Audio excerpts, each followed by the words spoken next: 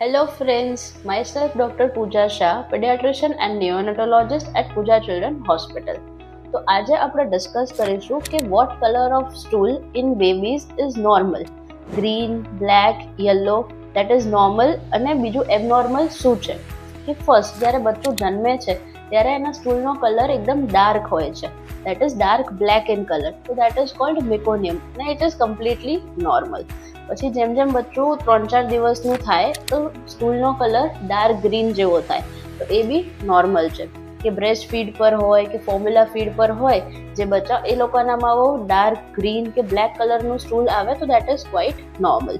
જેમ જેમ અઠવાડિયું 10 દિવસ થાય પછી સ્ટૂલનો કલર ડાર્ક યલો કે that is golden yellow colour જેવો થાય, it is also quite normal. But આપણે ચિંતા ક્યારે કરવાની જરૂર છે કે વોટ ઇઝ એબનોર્મલ. જ્યારે સ્ટૂલમાં તમને રેડ કલર કે that is blood in stool દેખાય તો દેન immediately consult your paediatrician.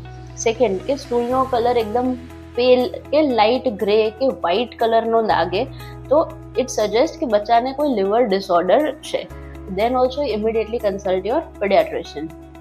Next, કે બચ્ચાને કોઈક વ્હાઇટ વોર્મ ઇન્ફેસ્ટેશન કે એવું કંઈ બી સફેદ કલરનું કંઈ બી તમને સ્ટૂલમાં દેખાય છે, then also immediately consult your પેડિયાટ્રિશિયન.